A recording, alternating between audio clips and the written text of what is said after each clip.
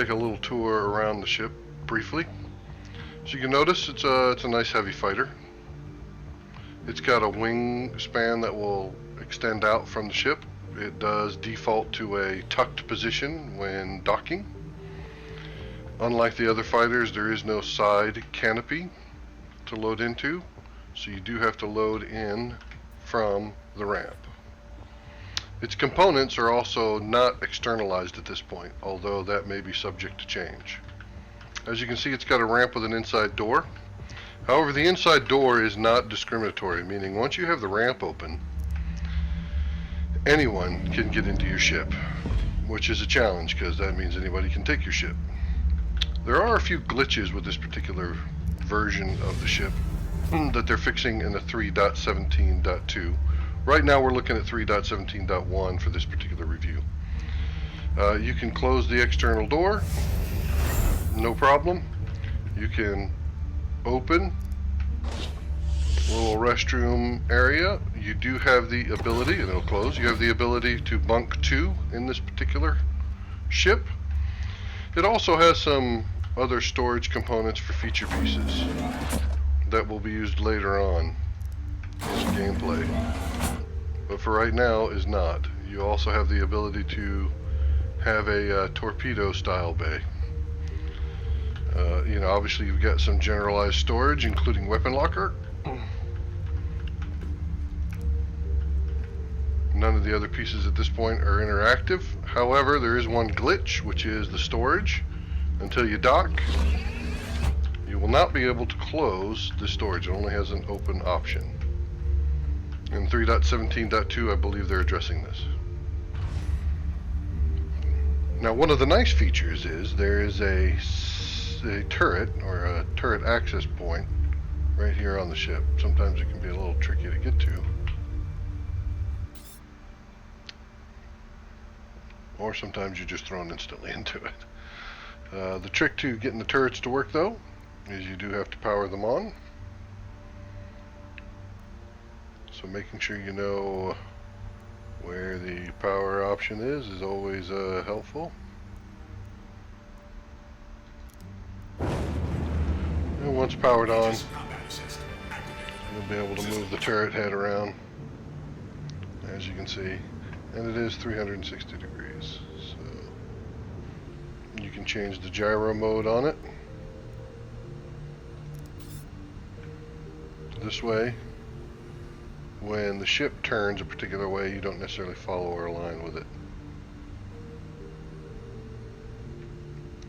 You can also stagger the fire mode.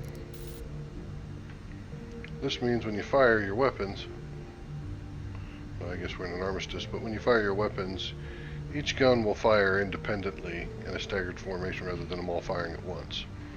It can be helpful, especially when warding off smaller targets.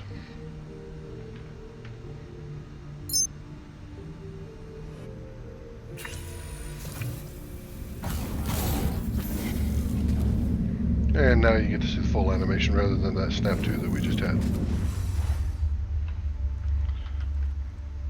The doors remain open until forcibly closed. There are other component, or I should say modularized components, that you can see. Those all work. You can see the modularized components here, which are currently not active.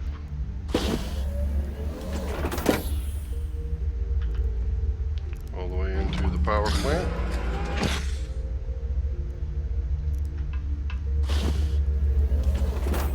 Additional shield generators. This is going to come into play later when they add component gameplay, meaning you can actually take the modules out and they'll be physicalized, I believe is the term they use. Now this one has 4 screens in the front. I'm using the Tobii eye tracker, so I'm able to view around the cockpit. Hopefully that'll make it easier to view the components and set up for this particular ship. However, in this particular set, we're going to go ahead and make it flight ready. The guns default with the largest gun, the center gun, in the main trigger position, and the secondary trigger being the other guns by default. It comes with cannons. I have switched these out for repeaters. Although I did put a size 5 cannon on the front nose, which it has the capability of fitting. or a size 5 gimbal with a size 4 gun attachment if you opt to go with the gimbaled setup. I find that the punch that you get from the size 5 is worth it. But what you'll want to do, at least in my standpoint, unless you set all weapons to fire from the same trigger, is I adjust my weapon trigger pulls so that the more readily available and used guns are on the main trigger point, and the secondary guns are on the secondary, or I should say the main firing gun, the size 5, is on the secondary trigger. I also adjust some of my readouts so that as I use the Tobii eye tracker, I can get to them as needed. Alright. And as we go through it, you're going to kind of see where that all comes into play, but I think we're set. So that, in a nutshell, is the general view of the Vanguard Harbinger. Well, let's do a group HRT, just something to kind of get the feet wet.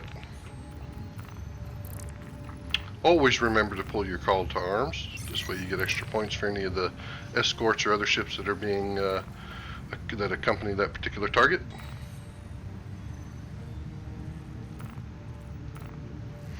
Alright, in this case we're going to Aberdeen.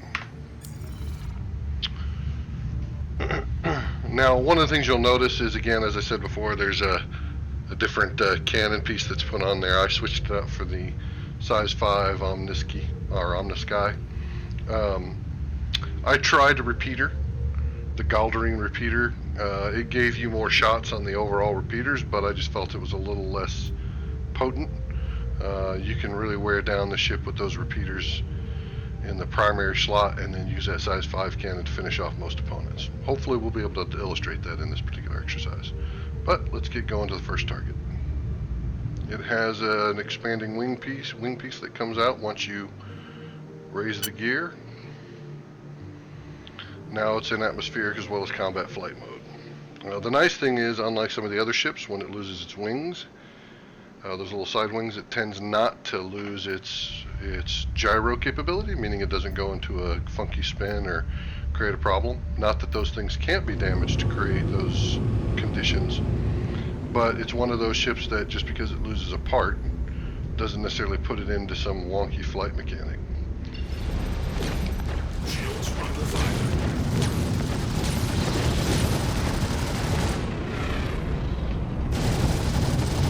As you can see, the motion's pretty good. The only thing I would recommend is as you start taking some hits on those shields, power into your throttle, throw your shield power back on, recharge those shields as quickly as possible. Let's see how you like this. Under fire. Kill. As you can see, you draw your opponents out with a decent amount enough distance.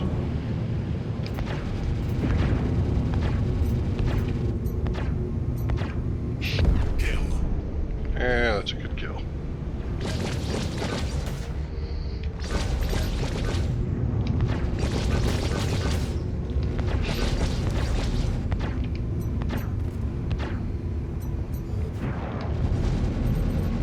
Oh, send him in the tailspin. And there he goes. I'm not going to be able to do that. Shields under fire. Looks like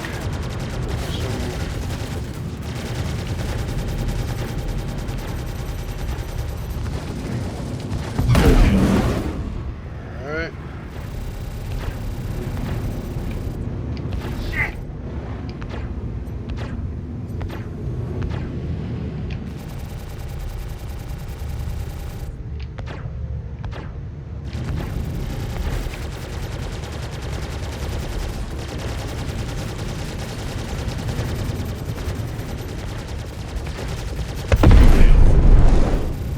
A little bit of a lag on the server, so not really indicative of the fight and flight mechanics.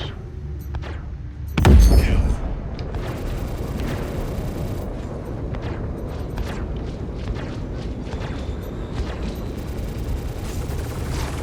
Shields under fire. takes care of the bounty. The rest of these are just gravy. Let's go ahead and look external. We're going to go ahead and throw out the gear. You're going to see the wings fold back. Gear's going to come down. I'm going to make a nice docking approach.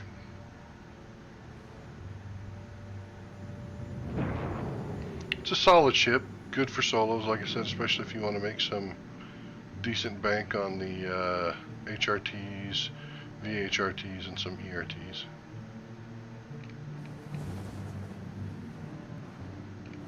It's a very tanky ship. Just trying to line up a good view for you to kind of catch. There we go. There you go. Alright. Kind of see us come in for a nice little landing. Get a good view on the ship. You can see we suffered a little bit of damage, a little sparks flying out.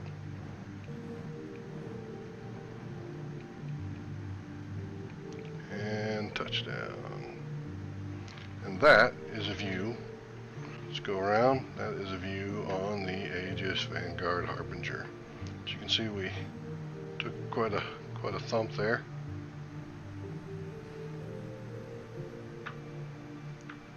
See some of that structure damage.